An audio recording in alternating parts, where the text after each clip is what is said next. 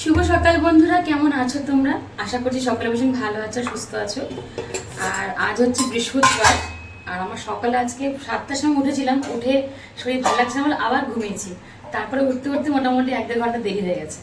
তো একবারে স্নান টান করে রান্নাঘরে এলাম। আর এখন বানাবো চা। আজকে অনেক দিন পর, মানে অনেক দিন না, অনেক বছর পর চা খাচ্ছি। তো চলো চাটা বানাই আগে। আর কালকে আমি মোটামুটি সবকিছু রেডি করে রাখছি, মানে আজকে যে রান্নাটা হবে সেই রান্না প্ল্যান করে কি কি রান্না করব, সমস্ত সবজি টবজি কেটে রাখা হয়েছে। তো তার জন্য রান্না করতে খুব বেশি দেরি লাগবে না। মানে রান্না যদি জোগাড় থাকে না, তাহলে কিন্তু রান্না করতে বেশি টাইম লাগে না, জোগাড় করতেই যা সময় লাগে। আর এখন এখানে খাবো একদম শুধু দুধের চা, জল দিব না আর কি, শুধু দুধের চা খাবো এখন। অনেক দিন পর, অনেক বছর পর চা খাচ্ছি। আজকে ভালো লাগছে না, আজকে একটুখানি ম্যাচ করছে, মানে ঘুমের থেকে উঠে স্নান করলাম, তারপরে মনে হচ্ছে কি যে ঘুম ঘুম পাচ্ছে। তো সেই জন্য আজকে চাটা দরকার। তো এখানে চা বসালাম। আর আজকে গুনগুনকে করে দেবো চিরা দিয়ে আম দিয়ে, ওকে একটা মানে সকালে খাবার জন্য একটা রান্না করে দিচ্ছি। তো ও যখন ঘুমোচ্ছে, তো ঘুমন থেকে উঠে যাবে এখনই, তো তার আগে আমি খাবারটা বানিয়ে রাখবো। আর কাছে দূরে যে যেখান থেকে আমার ভিডিওটা দেখছো, তাদের সকলকে জানে অনেক ভালোবাসা এভাবে আমার সঙ্গে থাকার জন্য। আর নতুন বন্ধু যারা এসেছো তোমরা, তারা একটু সবর করো। অনেকেই তোমার সাবস্ক্রাইব তুলে নিচ্ছ, তাদেরকে বলবো যে একটু টাইম দাও, কারণ অনেক কিছু নিয়ম আছে, তো সেই নিয়ম অনুযায়ী তোমাদের কাছে অবশ্যই যাব।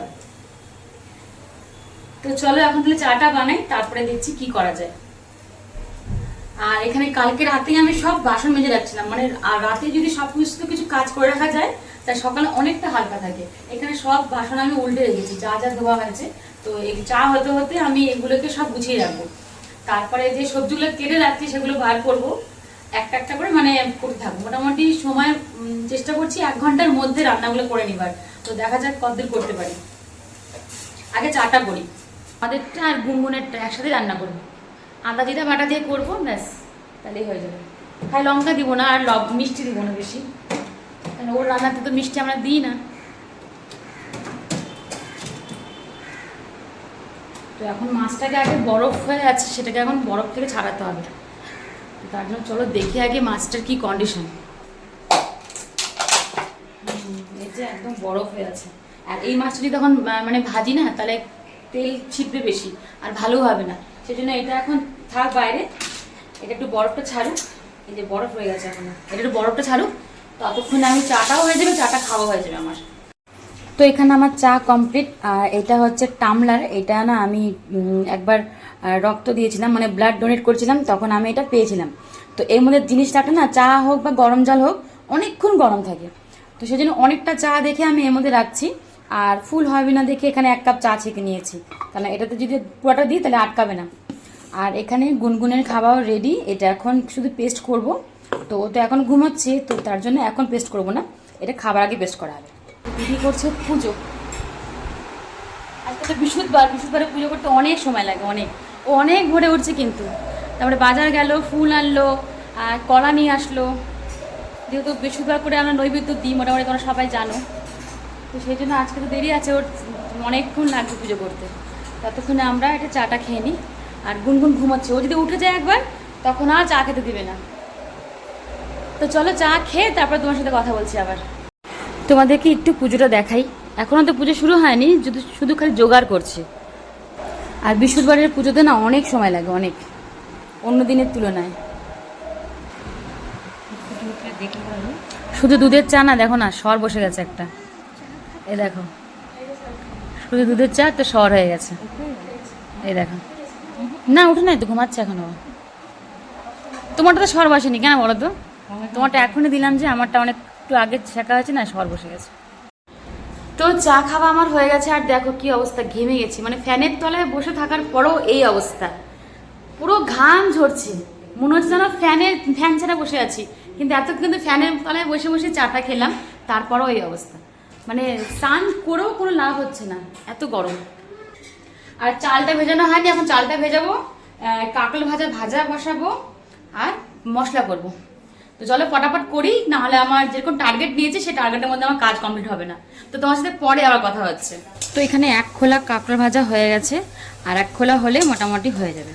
তারপরে এই তেলের মধ্যে আমি ভাজবো পটল আলুটা, যে রেডি করে রাখা আছে আর কি। ওটা ভাজবো। আর এখানে মাছটাকে লবণ আর হলুদ দিয়ে মাখিয়ে রাখা হয়েছে, এটা এখানে থাক। আর এখানে আলু পটল এটাকেও লবণ হলুদ দিয়ে মেখে রাখছি। পটলগুলোকে আগে ভাজবো, তারপর আলুটা ভাজবো, একসাথে ভাজবো না, ভালো হয় না তাহলে। হ্যাঁ, ভাতটাও ফুটে গেছে। আর আজকে চালটা আগের থেকে ভিজে রাখার সময় পাইনি, ওই জন্য একটু সময় লাগবে হতে আজকে। তো এটা সিদ্ধ হোক, তারপরে আঁচটা বাড়াবো। আর এদিককার অবস্থা দেখো, পুরা একদম জল আটকে গেছে। এই এক ধাসে কাজ করছি না, মানে খেয়াল করি নেই, বাসনটা জমে গেছে, একটু কাঁচরাও জমছে, তো সেই জন্য পুরা নালা দেখো আমার নালাটা জাম হয়ে একদম পুরো সুইমিং পুল হয়ে গেছে, মানে মাছ ছাড়ে দিলে সাঁতার কাটবে। তো এখন এই জায়গাটাকে পরিষ্কার করি। তো ভাত আমার হয়ে গেছে, এখন এটা একটু গরম গরম থাকবে, তারপরে আমি ছেঁকবো। আর এই দেখো বেসিনটা একটু আর কি ছিল, এখন কি হয়ে গেছে একদম পরিষ্কার। আর এটা একটু বাকি আছে, একটু ভাজা ভাজা হলেই হয়ে যাবে। আর এই বিট দিয়ে পেঁয়াজ দিয়ে আদা দিয়ে একটা পেস্ট করব, এটা দিয়েই রান্না হবে, কারণ গুঁড়া মশলা দিব না, কাশ্মীরি লঙ্কা যেহেতু গুনগুন খাবে। তো চলো ফটাফট আগে মাঠটা গেলে নিই, নাহলে ভাতটা গড়ে যাবে আমার। মশলা একদম কমপ্লিট, এটাকে ছেঁকলে পরে একটু মিহি হয়ে যাবে। আরও কালারটা কি ভালো লাগছে না দেখতে। তো এটাকে পুরো আগে ছেঁকবো, তারপরে মোটামুটি কমপ্লিট। আর আমার ভাজা কিন্তু হয়ে গেছে, এখন মাছটা বাড়িয়ে একটু ভাজা ভাজা করে নেব।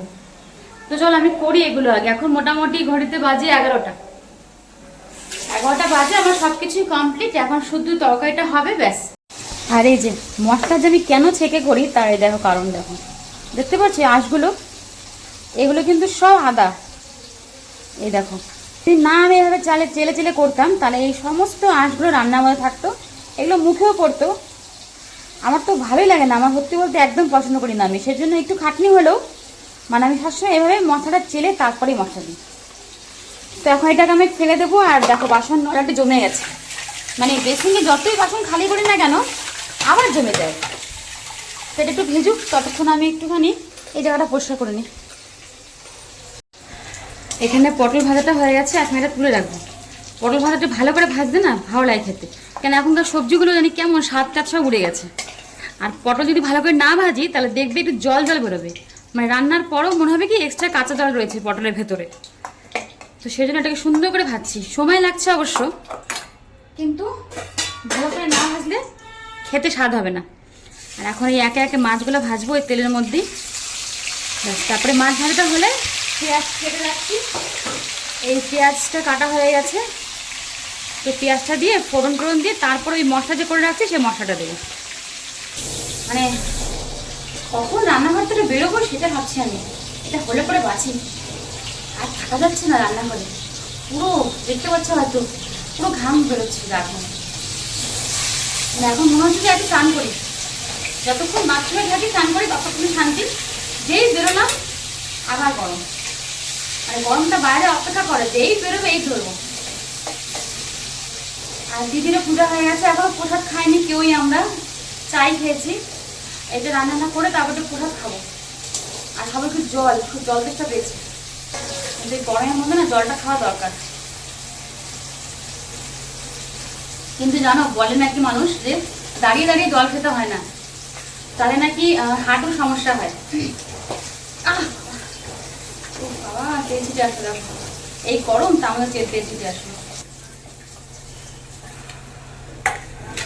আর দুটো মাছ ভাজলে ঝোলটা ভাজলে মোটামুটি আমার টার্গেটের আগে কাজ কমপ্লিট হয়ে যাবে, মানে যে টার্গেট করেছি যে টাইম আমাদের করার কাজটা তার আগে আমার রান্না কমপ্লিট হয়ে যাবে।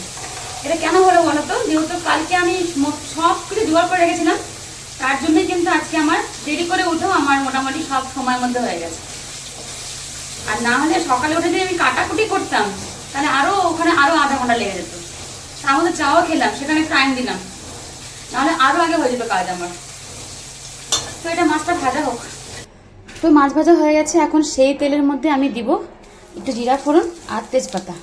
যেহেতু গুনগুন খাবে ফার্স্টেই বললাম এটাও, তো তার জন্য লঙ্কা একদম ইউজ করবো না, কারণ ওকে আমরা লঙ্কা দিই না। আর অল্প করে মাখবো আটা। এখানে রুটি করা হবে, যদি মা দুপুরে খেলো তো খেলো, না হলে রাতে দুধ রুটি খাবো। আর একটা কথা হয়তো তোমরা অনেকেই জানো না, বাসি রুটি হয়তো তোমরা কেউ খাও না, বা হয়তো সবাই ভাবো যে একটু ফুলা ফুলা টাটকা ফ্রেশ রুটি খাবে, কিন্তু বাসি রুটিতে যে কত গুণ সেটা তোমরা জাস্ট একবার ইউটিউবে গিয়ে সার্চ করে দেখবে। বাসি রুটি খেলে প্রচুর উপকার, প্রচুর। যেই উপকারটা আমরা কিন্তু ফ্রেশ যে রুটি বানিয়ে খাই আর কি সাথে সাথে, সেটাতে কিন্তু নেই। এখন আমি এর মধ্যে দিয়ে দেবো যে পেস্ট যে করে রেখেছি সেটা সবটাই দিয়ে দেবো। আমার তো সবচেয়ে ভালো লাগছে কালারটা, আর রসুন দিয়েছি না, একটা সুন্দর গন্ধ আসছে বেশ। সবাই লাস্টে বানাবো রুটিগুলো, তাহলে মোটামুটি আমার এদিককার কাজ কমপ্লিট হয়ে যাবে। পেঁচি সব কাটা হয়ে গেছে, এখন আমি বানাবো, রুটি বেলবো, আর মা আমাকে একটু হেল্প করবে, রুটিটা সেঁকে দিবে। তো এখানে তাওয়া বসানো হয়ে গেছে। আর দুটো করব পরোটা, কারণ দিদি শুকনো রুটি দিদি পছন্দ করে না খেতে, তো তার জন্য ওর জন্য করব পরোটা, আর আমরা শুকনো রুটি খাবো। তো এটা করে রাখছি, দুপুরে যদি খেলাম তো খেলাম, না হলে এটা রাতে খাওয়া হবে। ঝোলটা ফুটে গেছে, এখন এর মধ্যে দিয়ে দিচ্ছি সবগুলো মাছ। আর অল্প ঝোল রাখবো, কারণ গুনগুন 2 টাইম খাবে তো, ও আবার শুকনো শুকনো খেতে পারে না। তো এখানে আমার কিন্তু ঝোল মোটামুটি কমপ্লিট, একটু ধনেপাতা দেবো। আর এখানে মা বানাচ্ছে শুকনো রুটিগুলো। তো রাতের ডিনারের একটা নতুন আপডেট এলো যে রাতে আমাদের দুধ রুটি খাওয়া হবে না, আর দিদির ইচ্ছা পরোটা দিয়ে সেমই খাবার। তো এখন যদি ও পরোটা দিয়ে সেমই খায়, তখন সেখানে তো আমাদেরও ইচ্ছে করবে খেতে। তো তার জন্য এখন পরোটা করে রাখছি। আর পরোটাগুলো মানে ময়ম ছাড়া করেছি, তারপরও কিন্তু নরম। মানে একটা জিনিস দেখলাম আমি, যেদিনকে ভাবি যে পরোটা খাবো নরম নরম ময়ম টম দিয়ে করি, সেদিনকে পরোটা সেভাবে নরম হয় না। আর আজকে পরোটাতে আমি কিছু দিইনি, জাস্ট নর্মাল জল দিয়ে এমনি এমনি লবণ দিয়ে মাখলাম, তারপরও পরোটা নরম। তো এখন পরোটাটা করে রাখবো, আর সময়টা এখন করা যাবে না, যত রাতে গরম লাগুক না কেন রাতেই করতে হবে। তো এখন আমি যাব সময়টা আনবো, সময় নিয়ে বাড়িতে শেষ হয়ে গেছে। তো যাই হোক, রাতে আজকে সবাই আমরা খাচ্ছি পরোটা দিয়ে সেমই। তো এখন ওইটাই তোমাদেরকে বললাম যে আমাদের এক ডিনারের আপডেটটা নতুন আপডেট এলো এখন আবার। তো দিদি যেটা বলছে সেটাই করবো, মানে ওর যখন ইচ্ছা খেতে তাহলে সেটাই করা হবে। এই দেখো পরোটাগুলো দেখছো, একদম সফট, মানে এরকম করলেই নরম হয়ে যাচ্ছে। একটুকু ময়েম ছাড়া পরোটা যে এত সুন্দর হবে, একদম সফট। দেখো না, এই যে হাতের মুঠায় চলে আসছে পরোটাগুলো। তো এগুলো পরে একটু গরম করা হবে, তাহলে হবে কি যদি শক্ত হয়েও যায়, গরম করলে অমনি সাথে সাথে ছেড়ে দেবে। আর আজকে তখন দেখলে মাছ ভাজা করতে গিয়ে আমার এখানে সব তেল ছিটলো, আর এখন এই পরোটা করতে গিয়ে আমার এই যে হাতের মধ্যে অনেকটা জায়গা জুড়ে তেল পড়লো। তোমরা বুঝতে পারছো না হয়তো, এই জায়গাটা না লাল হয়ে আছে। মানে আজকে এই গরমের মধ্যে 2 বার ছাকা খেয়ে গেলাম। ছাকা খেয়ে গেলাম বলতে মানে গরমে ছাকা খেলাম।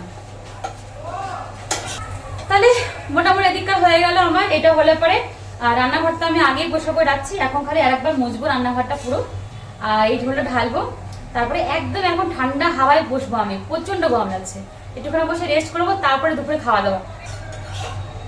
আর কালকে যে কথাটা বলেছিলাম ভিডিওতে, নিতুদির কথাটা, তোমরা কে কতটা হেল্প করলে আমি বুঝতে পারছি না অবশ্য, কারণ নিতুদির সাথে জানবে তার ফোন পেতে অ্যাড হলো কিনা টাকাগুলো।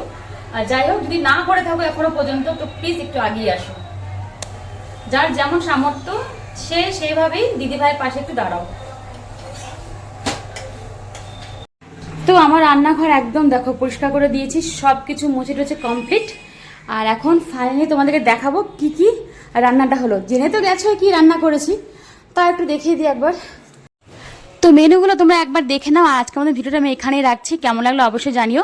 আশা করছি তোমাদের যখন ভিডিওগুলো আমি ফুল আজ করে দিই, বড় বড় ভিডিওগুলো, তো তোমরাও আজকে আমার ভিডিওটা বড় হয়ে গেছে কিন্তু ফুল আজ করবে। তো চলো সবাই ভালো থেকো, সুস্থ থেকো, নতুন কোনো ব্লগ ভিডিও আবার হাজির হয়ে যাবো।